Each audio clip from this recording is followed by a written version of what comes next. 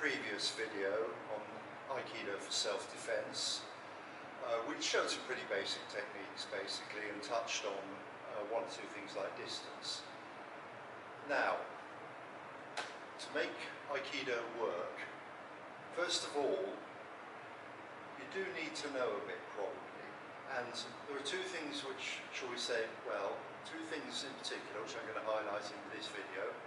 One is the role of strikes, and the other is the role of initiation. So,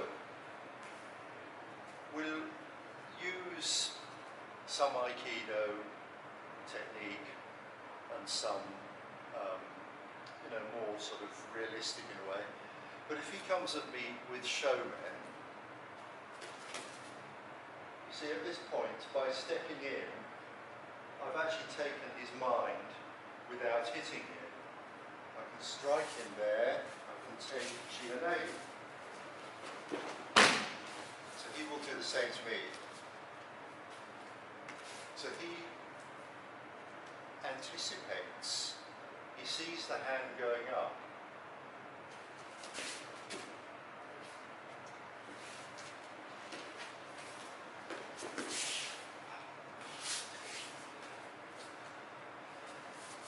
So people watching that would say, or quite often, well, you can't do that technique because the minute this happens, he then resists.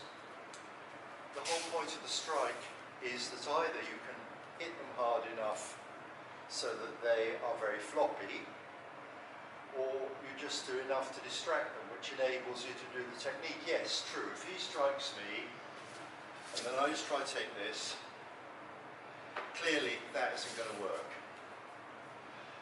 Because A, he knows what's happening, and B, I simply haven't taken his mind. I haven't caused him any imbalance. He comes again. You see, he might have been expecting Shihanagi, but in fact he got something different. Okay, now, does this work against the punch? So he comes in with a punch. See, once again, we're in, punch there, through.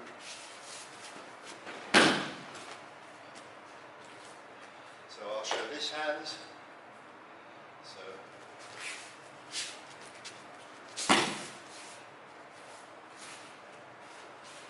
not Shihanagi, but that illustrates another point. You don't know what's coming.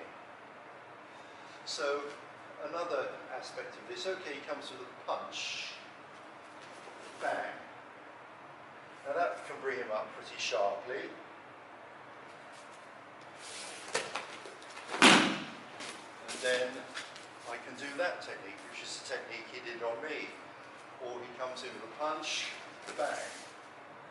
Now, the point is here, he can't immediately reach me. This is right in his solar plexus. He's not thinking about withdrawing that hand.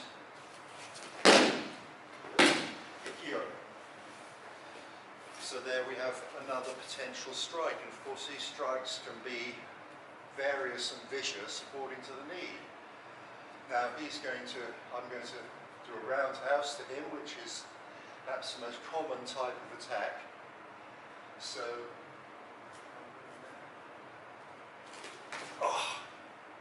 now, okay, so he's brought me up short with the elbow. Now he's switched into Rokyo. Now if I do that again, he can more than bring me up short with the elbow. He can actually project me with the elbow.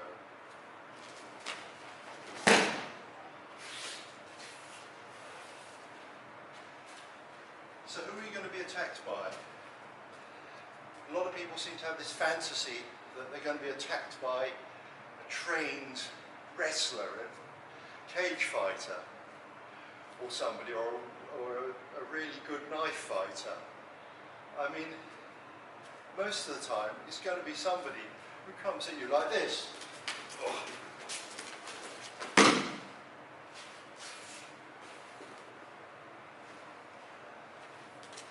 So another point about that technique you just saw.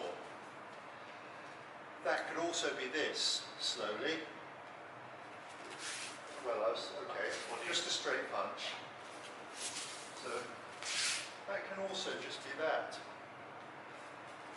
What this does is it gets me out of the way, smack, and at that point it's over. Or I can go under here, because he's now somewhat relaxed. So now if you do that technique, put in the strikes, do it quite slowly, and count the strikes as you do it. 1.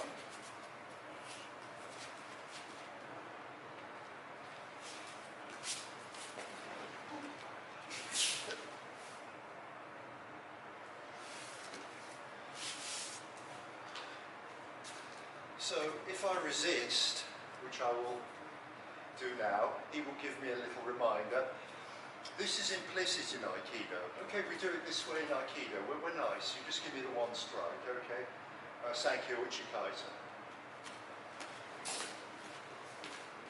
Well, we do it like that. That's how we practice. But there are several ways we can put in a strike. And if it comes as a roundhouse,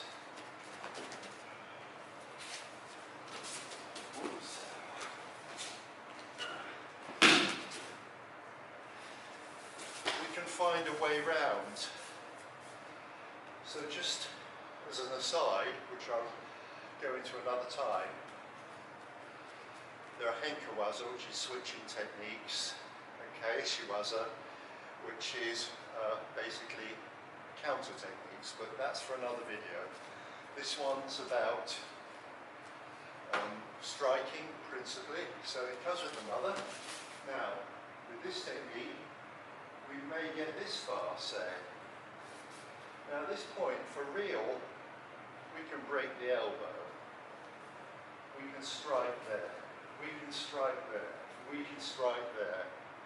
All those things. Aikido nicely. And that's nice and arty. And yes, your thug in the street may not react like that, fair comment, but that's how we practice. So, another technique. Once again, in the dojo we might do something like this. Other hand please. A holding hands technique. We go here, we go here, we go there. Sok manera minagi. Punch.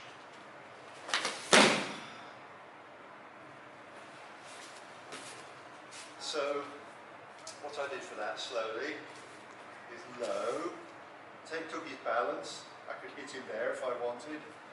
But in a way, what this technique actually is bang.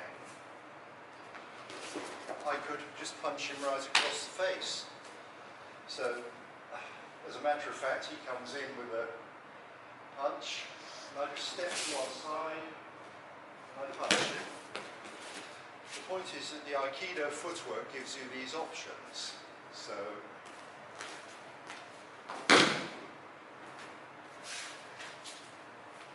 and even the technique works well, but we practice it nicely. Nice practice. Getting all.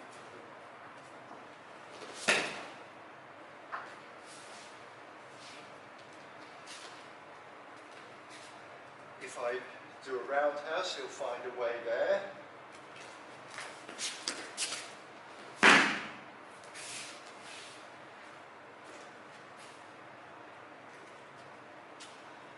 Sometimes a temi is too slow.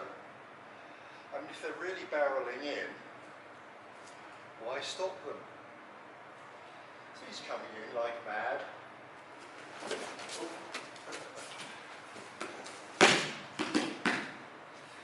I wasn't quite expecting that, but, you know, I'll leave that in because it's an improvisation.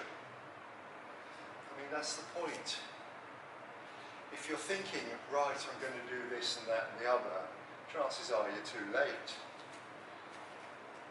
So, okay, that's a technique. And there's a lot more that I could possibly say about that. Now, the second thing I touched on the other week was initiation, which has to do with the distance between us. Out here, shouting obscenities at me, he's not really a threat. If he wants to come and get me, he's got to come fast. I will have loads of time to see that. If we're here, I'm in trouble. So I don't want him that close. I move or he moves. Probably I move, because that's hostile. If I see him starting to look, I've done loads of videos on this initiation.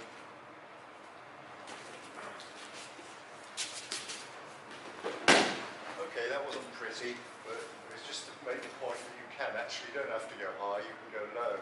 So he's coming in.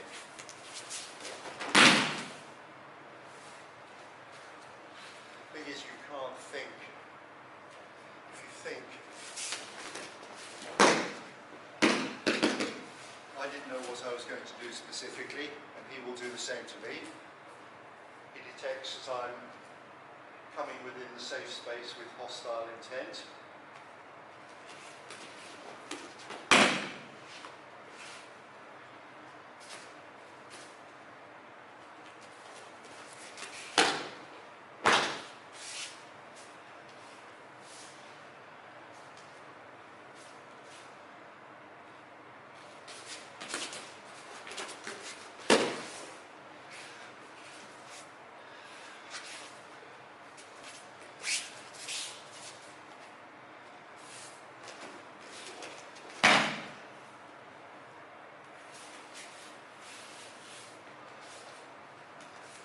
Now, it doesn't matter that the techniques are pretty in self-defense.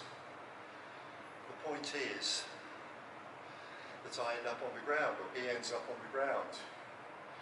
But it all comes from Aikido principles. So, if you do Aikido, please don't tell anybody it's all about, falling over gracefully.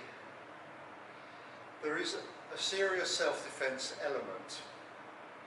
And basically, it's up to you to find it. I've been lucky. I've got a training partner. And having someone you can work with independently is a good way of finding it. But don't tell people that it's no good for self-defense. It's a percentage game. If it increases your chances of survival of a situation without getting hurt by 50%, or even less, I reckon that's pretty good. That's worth it. Worth doing. Thank you.